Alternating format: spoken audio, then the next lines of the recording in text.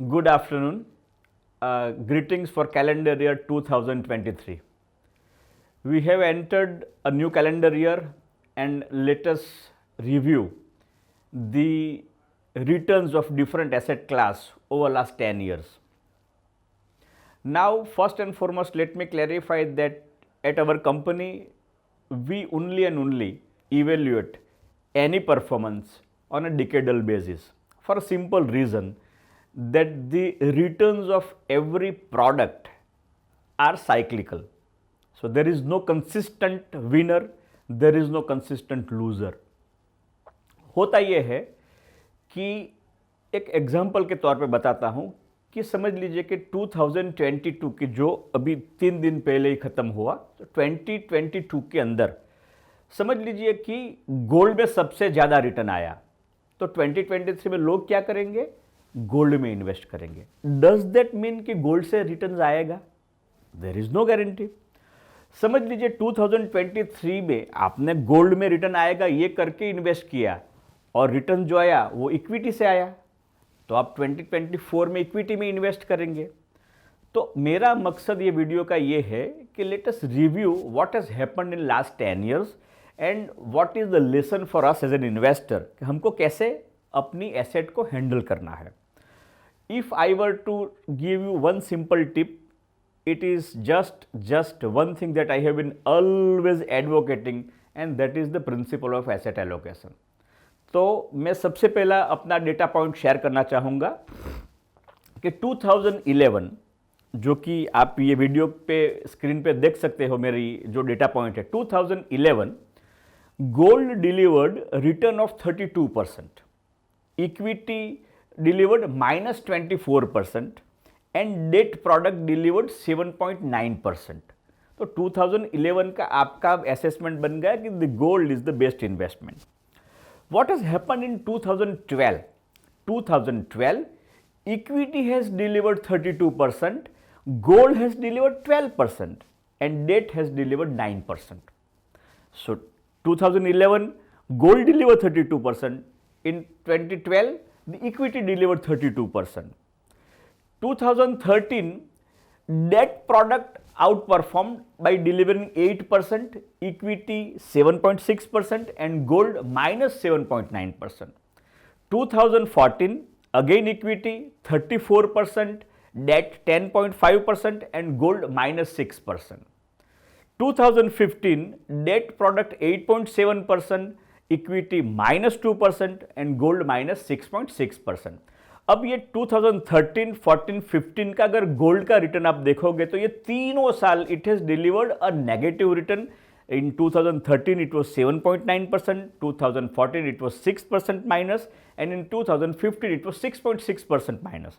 तो आपको लगेगा कि ये 3 साल से गोल्ड अभी कुछ डिलीवर नहीं कर रहा, let me get out of it या let me stop investing into gold. And 2016 gold delivered 10% positive return. तो कहने का मतलब ये है कि there is not a single asset class which would continue to give you decadal growth.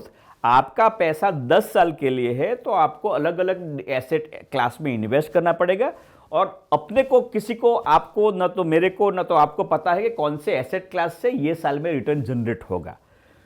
अब ये जो मैंने बताया, तो इसको आगे करते हैं कि जो मैंने शुरू में भी बताया कि asset allocation is the key.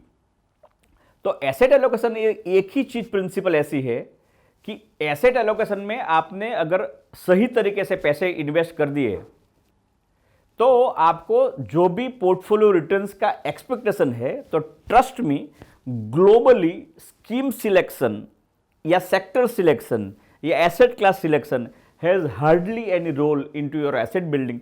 It is principle of asset allocation that will determine your wealth. Now, how does asset allocation help you? सबसे पहला बेनिफिट ये है कि एसेट एलोकेशन का प्रिंसिपल फॉलो करने से ये जो साइक्लिकल मूवमेंट है अक्रॉस डिफरेंट प्रोडक्ट, वो आप कैटर कर रहे हो. दूसरा कि मैंने बताया कि कौन सा सेक्टर आउट परफॉर्म करेगा, वो आउट परफॉर्मेंस को एंटिसिपेट करना बहुत डिफिकल्ट है. तो अगर you are expose to every asset class, by default जो भी सेक्टोरियल बेनिफिट है, जो भी एसेट क्लास का बेनिफिट है, that is inbuilt for you because you have followed the principle of asset allocation. Third कि इससे पोर्टफोलियो का रिस्क रिटर्न का जो आपका रेशियो है वो डेफिनेटली एक आपका जो ऑब्जेक्टिव है, आपका जो रिस्क टॉलरेंस है उससे अलाइन हो जाएगा। फिर अपने को एक बहुत सिंपल लॉजिक समझ में आता है कि portfolio should be well diversified. तो simply by asset allocation you are by default diversifying, and इससे जो आपका दूसरा एक्सपेक्टेशन रहता है कि मेरा portfolio should be delivering above average return. तो I feel that by investing into such product कि जहां multi assets are inbuilt into one product, तो अगर ऐसा कुछ है तो आपका एसेट एलोकेशन से आपको अच्छा रिटर्न मिलने का चांसेस है। Having realized the need, having realized the difficulties of the investors, we have introduced with our partner OmniSense Capital the product called Omni Super Invest, जिसके अंदर हमने क्या किया है कि we have targeted 7 asset class and it is combination of all 7 bouquet of one product that caters 7 different needs. Now ये 7 कौन कौन से एसेट क्लास है जिसके अंदर हम इन्वेस्ट करेंगे। सबसे पहला द इंडियन इक्विटीज, इंडियन अपना small cap, medium cap, large cap, ये सब में हम इन्वेस्ट करेंगे। दूसरा ग्लोबल इक्विटीज में इन्वेस्ट करेंगे, which is a rare thing, you would realise that global equities is a rare thing.